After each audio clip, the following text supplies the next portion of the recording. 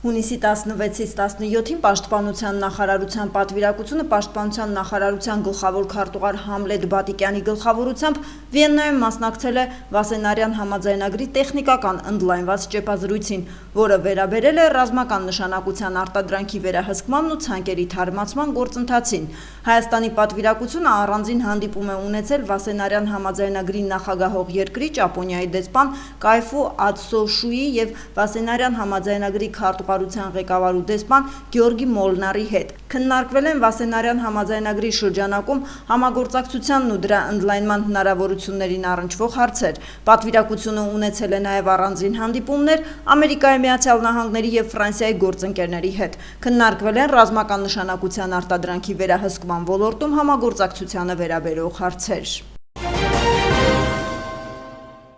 Ազգային ժողովը մերժել է քաղաքացիական պայմանագիր խմբակցության падգամավոր Հայկ Սարգսյանի հեղինակած օրենքի նախագիծը, որով առաջարկվում էր սահմանել զինծառայության տարբեր ժամկետներ համապատասխան վճարի դիմաց։ Նախագիծը չի ընդգրկվել ազգային ժողովի նիստերի օրակարգում, դեմ է քվեարկել 87 падգամավոր։ Քաղաքացիական պայմանագիր խմբակցության ղեկավար Հայկ Կոնջորյանը նշել է, որ խմբակցությունը մանրամասն քննարկել է նախագիծը, սակայն դրա առանձին կարգավորումները, ձևակերպումները եւ քննարկման ժամանակը համոզել են, որ այն այս տեսքով ընդունելի չէ։ Բանակի բարեփոխումների ռազմավարությունը կառավարության հետ միասին մեր առաջնահերթությունների շարքում է, թեև նախագծում կան հարցեր, որոնք ուղղված են բարեփոխումներին, սակայն այս տեսքով այն չենք կարող ընդունել։ Մեր խմբակցությունը դեմ կքվեարկի, հայտարարել է Կոնջորյանը։ Նախագծի հեղինակ Հայկ Սարգսյանը իր հերթին հիշեցրել է, որ նախագիծը կառավարությունը նախկինում հետ էր քաշել, հաշվի առնելով սահմանային էսկալացիան, իսկ քննարկումները նորից սկսել են 2024 թվականի հունվարից։ Նա նշել է, որ չի հասցրել նախագիծը ազգային ժողովի բոլոր գործընկերների հետ քննարկել։ Հայաստանի արտաքին գործերի նախարար Արարատ Միրզոյանը եւ Հնդկաստանի արտաքին գործերի նախարար Սուբրամանյամ Ջայշանկարը քննարկել են Իրանից Հայաստանի տարածքով հնդիկ ուսանողների տարհանման հնարավորությունը։ Armenpress գործակալության հետ զրույցում այս մասին հայտնել է արտգործնախարարության մամուլի խոսնակ Անի Բադալյանը։ Հայաստանի արտաքին գործերի եւ Հնդկաստանի արտաքին գործերի նախարարները քննարկել են Իրանից Հայաստանի տարածքով հնդիկ ուսանողների տարհանման հնարավորությունը։ Հայաստանի կողմից ցուցաբերվել համապատասխան աջակցություն, նշել է Բադալյանը։ Ավելի վաղ հնդկական լրատվամիջոցները գրել էին, որ պայմանավորված Իսրայելի եւ Իրանի միջև հակամարտությամբ Հնդկաստանը իր քաղաքացիներին Իրանից տարհանելու գործողությունները ձեռնարկում, որպես տարհանման հնարավոր ուղի դիտարկելով նաեւ Հայաստանի տարածքը։ Նշվում էր, որ այդ հարցը Հնդկաստանի արտաքին գործերի նախարար Սուբրամանյամ Ջայշանկարը քննարկել է Հայաստանի արտաքին գործերի նախարար Արարատ Միրզոյանի հետ։ Արտաքին գործերի փոխնախարարի այցը Թուրքիա Հայաստան-Թուրքիա կարգավորման շրջանակներում է։ Ազգային ժողովում ճեպազրույցի ընթացքում ասել է ազգային ժողովի փոխնախագահ Ռուբեն Ռուբինյանը։ Ոչ միայն ես եմ շփվում Թուրքիայի հատուկ ներկայացուցչի հետ, այլ նաև արտաքին գործերի նախարարության մակարդակով շփումներ կան, տարբեր նախարարների մակարդակով շփումներ կան, երկրների ղեկավարներն են հեռախոսազրույցներ ունենում, ասել է նա։ Հիշեցնենք, որ Անկարայում հանդիպում է տեղի ունեցել Հայաստանի եւ Թուրքիայի արտաքին գործերի փոխնախարարներ Վահան Կոստանյանի եւ Բերիս Էքինջիի հետ։ Հանդիպման ընթացքում կողմերը մտքեր են փոխանակել երկկողմ եւ տարածաշրջանային հարցերի շուրջ, նշված է եղել հաղորդագրության մեջ։ Հակակոռուպցիոն կոմիտեի նախագահ Արթուր Նահապետյանը հունիսի 10-ին հրաման է ստորագրել Սերգեյ Ավետյանին սեփականության դեմ ուղղված կոռուպցիոն բնույթի հանցագործությունների քննության վարչության ավագ քննիչ նշանակելու մասին։ Հրամանի մեջ նշվում է. Արդարադատության 3-րդ դասի խորհրդական Սերգեյ Վահանի Ավետյանին սույն թվականի հունիսի 11-ից նշանակել կոմիտեի սեփականության դեմ ուղղված կոռուպցիոն բնույթի հանցագործությունների քննության վարչության ավագ քննիչ, ազատելով նույն վարչության քննիչի պաշտոնից։ Ամբողջ աշխարհում տարաբնույթ միջոցառումներով ավանդաբար նշվում է Եվրամիության կայուն էներգիայի շաբաթը, որը այս տարի նշվեց հունիսի 10-ից 12-ին։ Աբովյան քաղաքի երեխաների աջակցության կենտրոնը միանալով արդար եւ մրցունակ կանաչ անցման խթանում խորագրով անցկացվող միջոցառումներին շաբաթվա ընթացքում մանկավարժների սաների ակտիվ մասնակցությամբ կազմակերպել էր տեղեկատվական ուսուցողական միջոցառումներ, տեսական գործնական դասընթացներ եւ թեմատիկ տեսանյութեր, որպես էներգիայի ամենամեծ աղբյուր բնույթ առողջությունը կարևորելու նպատակով կենտրոնի այգում կազմակերպվել էին բուսականության խնամքի, ծաղիկների տնկման, շրջակա միջավայրի մաքրության ծավալուն աշխատանքներ, որում մեծապես ընդգրկվել են աշակերտները։ Եվրամիության կայուն էներգիայի շաբաթվա ընթացքում երեխաների նկարչության դասերը ևս նվիրված էին բնության, կլիմայի փոփոխության, այլընտրանքային եւ անվտանգ էներգիայի աղբյուրների կիրառման կարևոր թեմային։ Բացօթյա դասերի շրջանակում երեխաները ստեղծագործել են բնապահպանության եւ շրջակա միջավայրի թեմայով, պատկերելով նաեւ էներգիայի աղբյուրներին եւ էներգոարդյունավետությանն առնչվող գիտելիքները։ Օրինական դաշտում գործող տնտեսվարողների շահերը պաշտպանելու նպատակով տնտեսական հանցագործությունների դեմ պայքարի շրջանակում Հայաստանի Հանրապետության Պետական եկամուտների կոմիտեի հետաքննության եւ օպերատիվ հետախուզության վարչությունը օրերս բացահայտել է շուրջ 1.5 միլիարդ դրամից ծերային շրջանառության դեպք։ Կոմիտեի հետաքննության եւ օպերատիվ հետախուզության վարչության տարածքային թիվ 14-րդ բաժին օպերատիվ տվյալներ են ստացվել այն մասին, որ Երևան քաղաքի Դավթաշեն վարչական շրջանում գործող բարենային եւ ոչ բարենային ապրանքների առևտրով զբաղվող ընկերությունը վաճառված ապրանքների դիմաց վերցնում է կանխիկ գումար եւ չի տրամադրում ՀԴՄ կտրոն։ Փոխարենը տրամադրում է միայն ներքին հաշվառման փաստաթուղթ։ Արդյունքում խուսափում է առանձնապես խոշոր չափի հարկեր վճարելուց։ Ձեռնարկված համակողմանի եւ մեծածավալ օպերատիվ հետախուզական միջոցառումների արդյունքում ստացված տվյալները հաստատվել են։ Ձեռք են բերվել փաստական տվյալներ եւ հանգամանքներ այն մասին, որ 2023 թվականի մարտի 1-ից մինչեւ 2025 թվականի ապրիլի 30-ն ընկած ժամանակահատվածում ընկերության կողմից թաքցվել է շուրջ 1.5 միլիարդ դրամի իրացման շրջանառություն։ Փաստական տվյալների հիմքով կատարվել է պատճառված վնասի նախնական հաշվարկ, ըստ որի պետությանը պատճառվել է շուրջ 430 միլիոն ՀՀ դրամի վնաս։ Դեպքի առթիվ հաղորդում է ներկայացվել Հայաստանի Հանրապետության քննչական կոմիտեի տնտեսական հանցագործությունների եւ մաքսանենգությունների քննության գլխավոր վարչություն, որտեղ նախաձեռնվել է քրեական վարույթ։ Հիշեցնենք, արկա իրավակարգավորումների համաձայն վաճառքից գանձված գումարների մուտքագրումը հսկիչ ժամարկային մեքենա պարտադիր է։ Ընդ որում նշված պահանջի պարբերաբար չկատարումը կարող է վկայել նաև Հայաստանի Հանրապետության քրեական օրենսգրքով նախատեսված հանցագործությունների մասին։ Ուստի ՊԿ հորդորում է ձեռնարկատիրական գործունեությամբ զբաղվող անձանց օրենքի պահանջը ընդունել ի գիտություն եւ ապօրինություններ թույլ չտալ։ Աբովյան քաղաքի բազմաբնակարան շենքերի բակային եւ հարակից տարածքների բարեկարգման աշխատանքները շարունակվում են, կարևորելով հանրային շահը, կանաչ գոտիների խնամքը, շրջակա միջավայրի մաքուր եւ գեղեցիկ տեսքը, Աբովյանի համայնքային կոմունալ տնտեսությունը հետեւողականորեն իրականացնում է շենքերի շրջակայքում ապօրինի ցանկապատումների քանդման եւ տարիներ շարունակ կուտակված մեծամասշտաբ աղբի տեղափոխման աշխատանքներ։ Վերջին շրջանում բարեկարգման ծավալուն աշխատանքներ են կատարվել Նաիրյան եւ երիտասարդական փողոցների բազմաբնակարան շենքերի բակային հատվածներում։ Հունիսի 17-ին Շամշյանքոմ են զանգահարել հայ վարորդներ, ովքեր արդեն 10 օր է գտնվում են Իրանի Իսլամական Հանրապետության տարածքում, Ագարակի անցակետի մոտ, սակայն չեն կարողանում մուտք գործել Հայաստան։ Նրանք ասել են, Իրան-Ագարակ անցակետում հայ վարորդները անտեսված են այն աստիճան, որ այնտեղից չեն կարողանում դուրս գալ։ Մենք արդեն 10 օր է կանգնած ենք եւ հույս չունենք, որ մոտակա օրերին կարող ենք դուրս գալ այստեղից, նշել են նրանք։ Ռուսաստանը 270 միլիոն դոլար կներդնի Հայաստանի գազային համակարգի արդիականացման համար, այս մասին հայտնում է ՌԻԱ Նովոստի գործակալությունը Ռոսկոնգրես ամսագրի հղումով։ Խոսքը Աբովյանի գազապահեստարանի ընդլայնման, գազատարների վերակառուցման եւ նոր բաժանորդների միացման մասին է։ Աշխատանքների ավարտը նախատեսվում է 2028 թվականին։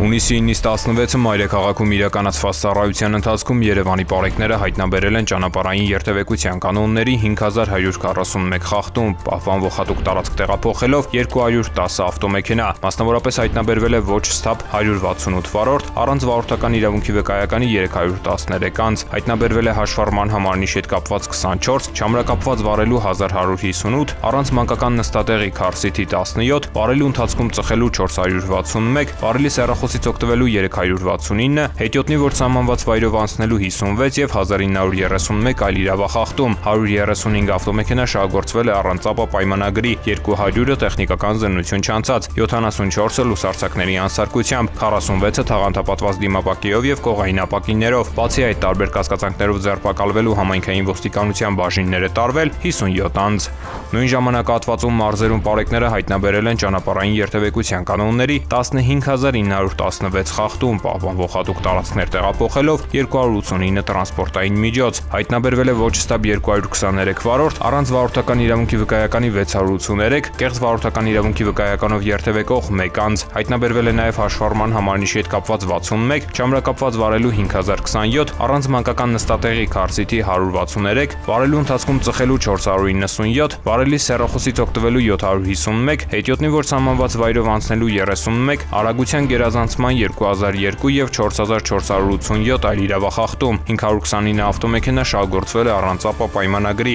829 տեխնիկական զննություն չանցած, 371-ը լուսարձակների անսարքությամբ, այդ թվում 5 բեռնատար, 217-ը թաղանթապատված դիմապակիով եւ կողային ապակիներով, բացի այդ տարբեր կասկածանքներով ձերբակալվել ու համայնքային ոստիկանության տարածքային բաժիններ է տարվել 47 անձ։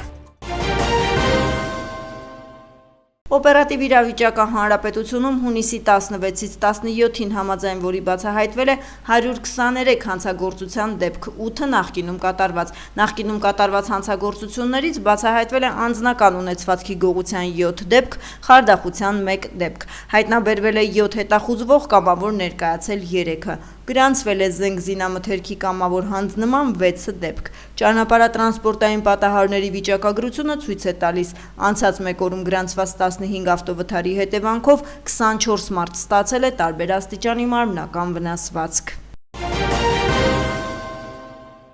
Հունիսի 13-ին վիճաբանություն եւ ծեծկրտուք է տեղի ունեցել Կոտայքի մարզում ներքին գործերի նախարարության ոստիկանության ծառայողների ձեռնարկած միջոցառումների շնորհիվ պարզվել է հունիսի 13-ին ժամը 20:30-ի սահմաններում Կոտայք գյուղի վարչական տարածքում գործող SOS մանկական գյուղեր կրթական հաստատությունում անհիմն պատճառով ծագած վիճաբանության ժամանակ 17-ամյա տղան դանակով հարվածել է 17-ամյա տղայի կրծքավանդակին, փոխանցում է Շամշյան Քոմա։ Հաջորդ օրը ժամը 22:45-ի սահմաններում Տուժածը կրծքավանդակից ձախ շրջանի կտրած ծակած վերք ձախակողմյան պնևմոթորաքս ախտորոշմամբ ոստիկանների եւ աշխատակիցների ուղեկցությամբ տեղափոխվել է Աբովյան բժշկական կենտրոն։ Կայքի տեղեկություններով ոստիկանության Կոտայքի բաժնի ծառայողների կողմից ստացված օպերատիվ տեղեկություններն իրացնելիս հունիսի 14-ին վերը նշված հանցագործությունը կատարելու անմիջականորեն ծագած հիմնավոր կասկածի առկայության հիմքով կասկածյալը հայտնաբերվել, ձերբակալվել ու տեղափոխվել է ոստիկանության Կոտայքի բաժին խոստովանել կատարվածը, ինչպես նաև ներկայացրել հանցագործության գործիք հանդիսացող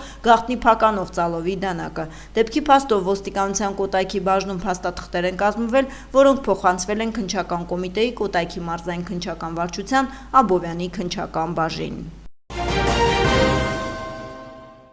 Մեծյոթնյակի երկրների առաջնորդները Կանադայում կայացած գագաթնաժողովի եզրափակիչ հայտարարության մեջ հայտարարել են Իսրայելին աջակցելու մասին, Իրանը անվանելով Մերձավոր Արևելքում անկայունության եւ ահաբեկչության աղբյուր, հաղորդում են համաշխարհային լրատվամիջոցները։ Իրանը տարածաշրջանային անկայունության եւ ահաբեկչության հիմնական աղբյուրն է, հայտարարությունից մի հատված է մեջբերում The Guardian-ը։ Նրանք նաեւ կրկնել են այն թեզը, որ Իրանը երբեք չպետք է միջուկային զենք ունենա։ Միաժամանակ աջակցություն են հայտնել Իսրայելին, ընդգծելով, որ այն ունի ինքնապաշտպանության իրավունք։ Ըստ The New York Times-ի եզրափակիչ հայտարարությունը ստորագրել են բոլոր 7 առաջնորդները, այդ թվում Միացյալ Նահանգների նախագահ Դոնալդ Թրամփը, ով վաղաժամ լքել էր Կանադայում կայացած գագաթնաժողովը Մերձավոր Արևելքում ստեղծված իրավիճակի ֆոնին, չնայած ավելի վաղ լրատվամիջոցները հայտնել են, որ Թրամփը կարող է հրաժարվել ստորագրել եզրափակիչ փաստաթուղթը։ Իսրայելը սպանել է Իրանի զինված ուժերի նորանշանակ շտաբի պետին բարձրագույն ռազմական հրամանատար Ալի Շադմանիին, հայտնում է Իսրայելի պաշտպանության բանակը։ Այն ճշգրիտ հետախուզական տվյալների հիման վրա գիշերը հարվածել է Թեհրանի սրտում գտնվող հրամանատարական կենտրոնին եւ սպանել Ալի Շադմանիին, որն Իրանի գերագույն առաջնորդ Ալի Խամենեին ամենամոտ անձանցից էր։ Շադմանին եղել է եւ Իսլամական հեղափոխության պահապանների կորպուսի եւ իրանական բանակի հրամանատար։ Իսրայելի կողմից Իրանի դեմ ռազմական գործողության սկզբում նա նշանակվել էր Իրանի զինված ուժերի հրամանատար։ Այն բանից հետո, երբ նրա նախորդը Ալա Ալի Ռաշիդը սպանվել էր առյուծի վերելք գործողության առաջին հարվածի ժամանակ։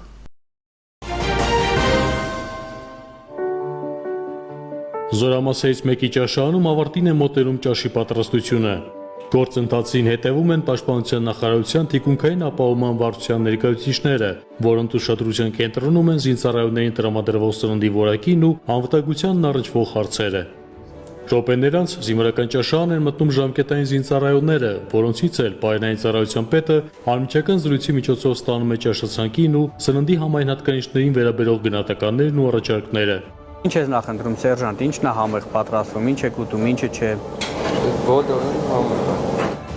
Բանակի թիկունքային ապահովման գործընթացը կարգավորող պայանի ապահովման, դրա որակի եւ անվտանգության վերահսկման պատասխանատուները փաստում են, բնավ չեն պատրաստվում բավարարվել նախորդ տարիներին իրականացրած աշխատանքներով։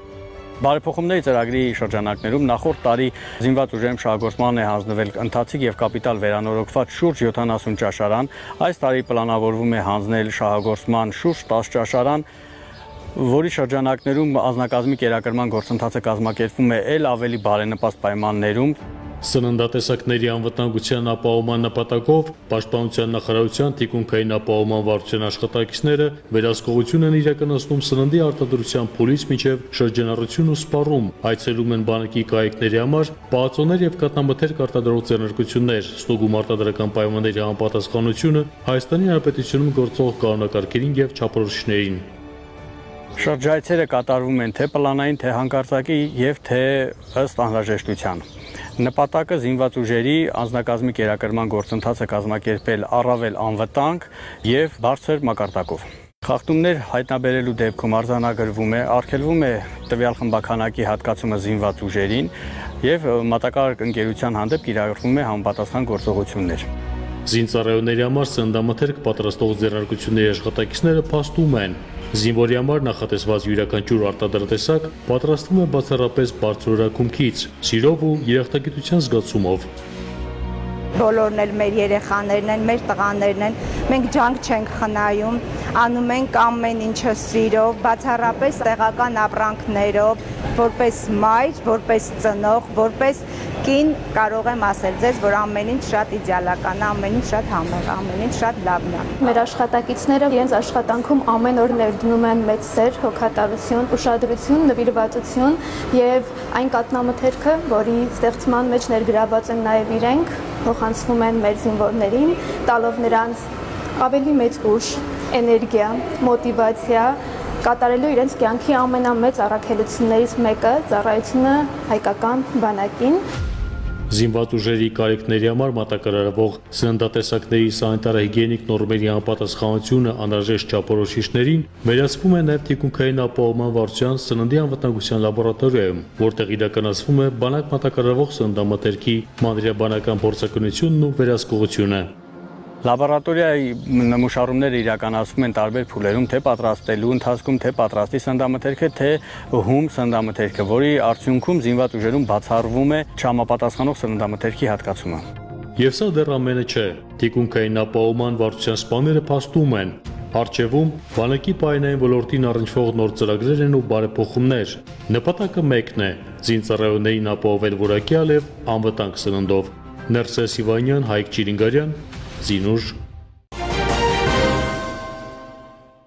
Հիդրոթերապևտաբանության եւ մոնիտորինգի կենտրոնը ներկայացրել է 2025 թվականի մայիս ամսվա կլիմայական պայմանների բնութագիրը Հայաստանում, համաձայն որի միջին ամսական ջերմաստիճանը Հայաստանում մայիսին կազմել է 11.4 Ցելսիուս, որը նորմայից բարձր է 1.4 Ցելսիուսով։ 2025 թվականի մայիսը 7-րդ տաքն էր 1935-ից 2025 թվականների դիտարկումների շարքում։ Տեղումների ամսական քանակը 74.1 մմ նորմայից փոքրինչ ցածր էր, կազմելով նորմայի 93%-ը։ Կլիմայի փոփոխության գնահատականները ցույց են տալիս, որ մայիս ամսվա միջին ջերմաստիճանը Հայաստանում բարձրացել է 0.7 աստիճան Ցելսիուսով 1935-ից 2025 թվականների ժամանակահատվածում, իսկ տեղումները նվազել են 21 մմ-ով, որը կազմում է նորմայի 26%-ը։ Հիդրոթերապևտաբանության եւ մոնիտորինգի կենտրոնից հաղորդում են հունիսի 18-ից 22-ին սպասվում է առանց տեղումների եղանակ։ Մարզերում հունիսի 18-ի գիշերը եւ կեսօրից հետո 21-ից 22-ին կեսօրից հետո առանձին շրջաններում սպասվում է կարճատև անձրև եւ ամպրոպ, հնարավոր է նաեւ կարկուտ։ Հունիսի 17-ի կեսօրից հետո հյուսիսային առանձին շրջաններում անձրևները նախատեսված են հորդառած ձևով։ Հունիսի 19-ից 29-ին, 21-ից 22-ի գիշերը սպասվում է առանց տեղումների եղանակ։ Քամին հարավ-արևմտյան 4-ից 8 մետր վարկյան։ Ամպրոպի ժամանակ սպասվում է քամու ուժ գնացում մինչև 25 մետր վարկյան արագությամբ։ Օդի ջերմաստիճանը հունիսի 17-ից 3-ը նվազել է ևս 3-ից 5 աստիճանով, իսկ հունիսի 18-ից 21-ին կբարձրանա 5-ից 7 աստիճանով։